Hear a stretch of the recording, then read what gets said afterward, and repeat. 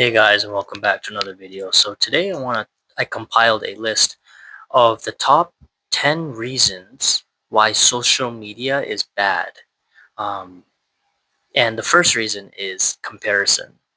When you are on social media, when you actively have an account on social media and you actively use those platforms such as Instagram, TikTok, Twitter, Facebook, all of these different platforms, you are exposed to other people's lives. You are looking at other people's pictures, their milestones in life. Oh, like your friend got married, or someone had a child, or someone bought a house, or something of that nature. You see people's achievements, and what that does is that subconsciously creates a sense of comparison and envy and jealousy amongst those people. Even if they are your closest family members or your closest friends, you can't help but to feel that you have to compare yourself to these people. And I don't tell me that you look at these people and you don't feel something inside of you.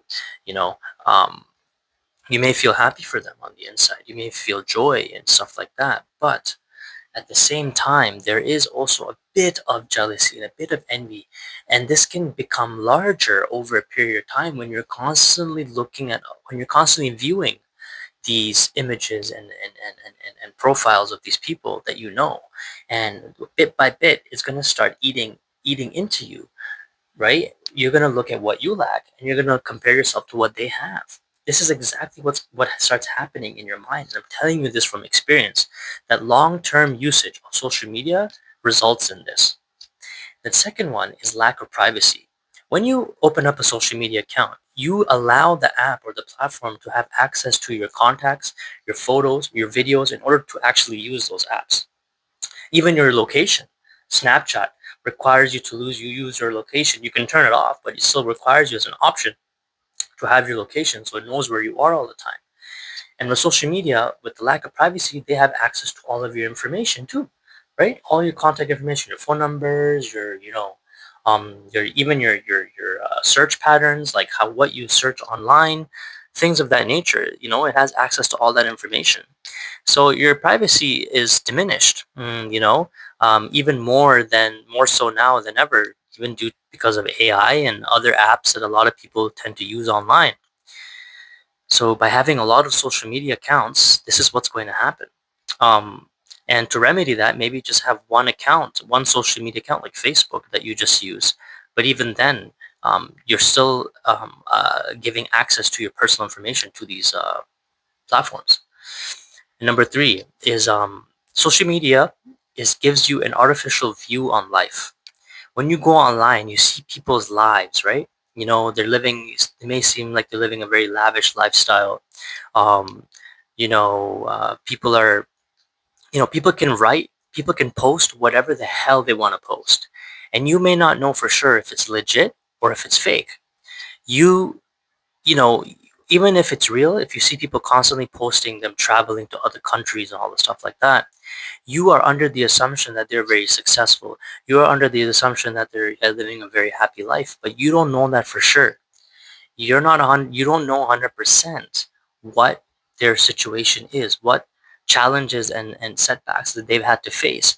So in your mind, you create this identity, you create this this this um this foundation in your head that this person is who I want to be, when that may not even be who you want to be, right? Because nowadays a lot of social media is just very materialistic. People just want to be materialistic, and it gives you a very artificial view on life, a very saturated view, a very linear view on life, right? That may not be for you. They may not be real. And that goes to number four, which is nowadays social media is being dominated by AI.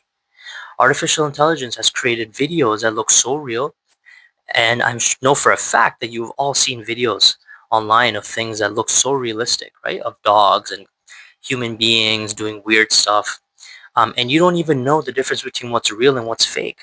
So this can be a real issue now, because now when you go into reality, you know, you're like, wait, or when you're watching these videos, you're questioning it, or you may think that it's Donald Trump meeting Kim Jong Un on top of Mount Everest, and it looks so real, but it's actually fake. It's not real, but maybe someone like who doesn't know much about awareness or doesn't understand the differences may think that's real. And this is dangerous too, because with AI, it can copy your voice, it can copy your picture, it can you may someone may or some company may take your information and create videos of you, steal your voice, you make videos of your voice, and this can cause privacy concerns, it can cause, identity theft. All these problems can happen because of AI, right? But when you have these social media accounts and you're looking at these videos and you're constantly giving information to these platforms, this could happen. AI could take your information and create videos of your voices of you if it's possible. Number five, manipulation. Social media is really bad now because it can easily manipulate your mind. It can cause you to think a certain way.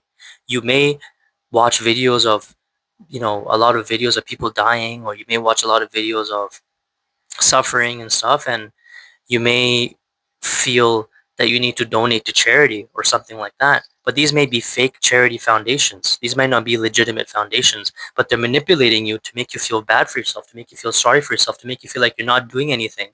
And then you give them money, right, to these companies, and they manipulate you. But that's just one small example. There's so many other forms of manipulation that happen by companies where they look at your search history. They have access to your search history. They have access to what videos you're interested in, and the ads that show up on your Facebook account. The ads that show up, it'll be similar to that. So whatever your search behavior is, it knows how you think. Now it can easily manipulate you. Anyone or anything that knows how you think, you don't think they're going to be able to manipulate you? Of course they will. You're susceptible to being manipulated because now someone or something or knows how you think, knows your behavior, and they're going to try to use it to their advantage. This is what companies do. And this is how they get it through. This is how they get you through social media. And then the next one, number six, is dopamine addiction. It's quite obvious now that social media is extremely addictive with YouTube Shorts, with Instagram Reels, with TikTok. All of these viral videos of people dancing and, to these songs, and you see a really cute girl or a beautiful woman dancing or teaching you something or whatever.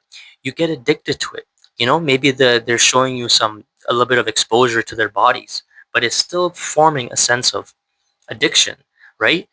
And they show the highlights of shorts through they show the highlights of like long videos into shorts. And there could be a fight that highlight of a fight, a highlight of the climax of a television series or some joke. You become addicted. Now you keep scrolling because now you're getting those hits of dopamine. It's the same of like drugs. It's like cocaine, it's like weed, it's like any other drug. And social media has gone way worse now, more than ever, man. A lot of us are so addicted. I'm addicted to it. I admit it. Number seven, and social media has become very hypersexualized. As I said previously, you go on social media, and even if you spend just 10, 15 minutes, you're gonna see a girl that has cleavage, or you may see something that's kind of sexualized, right? The longer you view these things, the more addicted you become, and the more sexualized you start thinking. I've noticed that too, that when I go on YouTube or when I watch videos or stuff like that of a beautiful woman talking or whatever or something like that, the more you expose yourself to it, the more sexualized your mind becomes, right? And now you're looking at women as objects, you're not looking at women as people. You get, safe to say, you get more horny than usual. And, all these problems, all these things are happening. And the big problem is with young kids. Young kids with their hormones are raging, they get exposed to social media and all these hypersexualized dances that these girls do, all these hypersexualized videos that they do.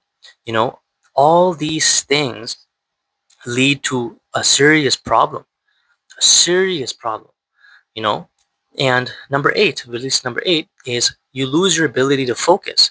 When you're watching those YouTube shorts, when you look in those reels, you're not really learning anything. You're just gaining dopamine. You're just gaining entertainment. And entertainment is most of the time, 99% of the time, it isn't educational. You know, it's just entertainment. It's just something to make you laugh, for you to enjoy. And it's social media, unfortunately, has become that way, where it's most of the information there is not there to educate you. It's there to just keep you glued to their platform and to keep you constantly mind numbed to their content, right? This YouTube Shorts is a perfect example. Instagram Reels is another example. TikToks are another example. The moment you go on the homepage of YouTube, you start seeing shorts related to what you're into. The moment you go onto TikTok, the homepage, videos of shorts start going up, start playing, and you can't even change the dynamic. You can't even change the layout of that, and that's problematic. You can't even change the layout on YouTube for you to not be able to get exposed to shorts. Shorts are always going to be there, those YouTube shorts. As soon as you open up the home page, they're there.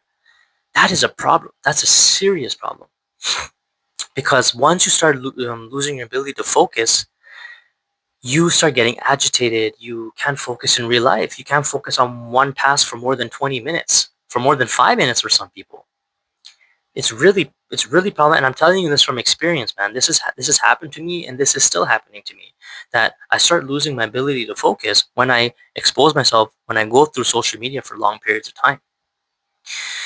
And another one is number 9 is that you get less motivated to connect with real people on social media, where a lot of us just DM each other or message each other, but we never actually meet. We get likes and comments from others that we don't even know, but we never actually meet. We never actually build proper relationships and connections with people. And now, because of how reliant we are upon technology and our devices and our phones, we are less inclined to actually engage face to face with people because it's an inconvenience. It's very inconvenient.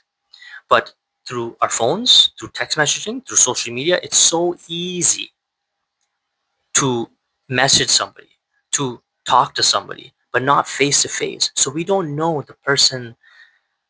We're not developing a true connection with that individual. We're not really developing a genuine relationship with that person, right? Whether it's your friend, whether it's your family member, whether it's one of your subscribers, even on YouTube, as a YouTuber, some people are very successful on YouTube. They have lots of subscribers. But do they ever connect with these people one on one? No. Are you ever going to meet these people? Most likely not. The real connection is not there. The real forms of friend, because it requires effort. It's an inconvenience. So this is a real problem. Um, and the last one, and this is a big one too, is bullying. Social media is really bad because people can get bullied easily. Through these platforms. And it can lead to, God forbid, suicide. It can lead to someone lashing out their anger to the public. All these things can happen, and it's a really serious matter. It's not something that's a joke. You know, words can really hurt somebody, and it can really affect someone's self-esteem. It can affect someone's ability to even survive in life. Even to move forward, because that person can get attacked by 500, 1,000, 10,000, 100,000 cyber people that they've never met in their lives, but they can say whatever the hell they want to say, right? They can say anything they want to say to you, and that can really hurt somebody. And for you to constantly put yourself in that situation, it's not healthy for you mentally, you know, to be on Facebook, to get the hate messages, to get all that stuff. Yeah, you can block them, sure, but there's still a chance that you could get hurt by that, by some comment that somebody said. So why even bother taking that risk? Why even bother doing that by having an account on all these platforms and get hate messages, And some people don't care about it. I understand. Some people don't give a shit about these hate comments and messages and stuff like that. But when you're young, you're very insecure. You're very worried about what people think of you. You're very, sensitive to the world around you. So for people who are young, who are a lot of times on social media, they are they could be a victim for to getting bullied, and this could really affect them detrimentally emotionally. They can affect their relationship with their family, their friends, their job. It can affect every aspect of their life. So unfortunately, the summary is that social media nowadays is causing more harm than good. Um, and it's only getting worse. It's not getting better.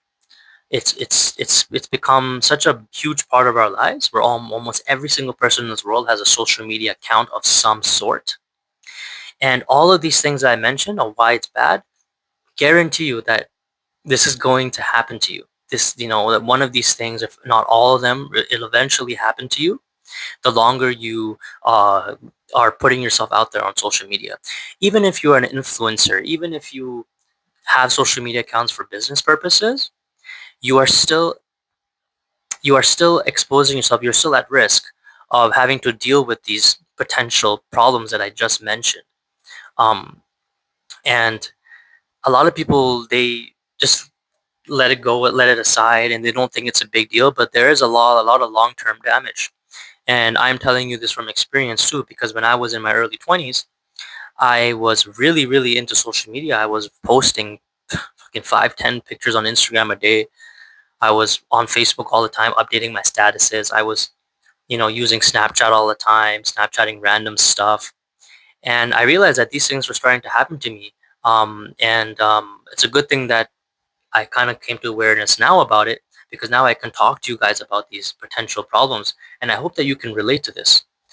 And let me tell you right now, it's not too late to change. You can still remedy these problems by exposing yourself to social media less, deleting your accounts, deactivating your accounts if you want to. Try it for a week, try it for 2 weeks. You don't need to delete it if you don't want to. Deactivate your account for a week. See how you feel. See how much mental peace you get, peace of mind. See what, try it out for yourself. You need to take action in order to understand how it's something is affecting you, right? You need to abstain from it in order to understand how something is affecting you. Um, but yeah, thank you so much for watching this video. I truly appreciate it. Shout out to all my subscribers who have been with me since the beginning. And thank you so much.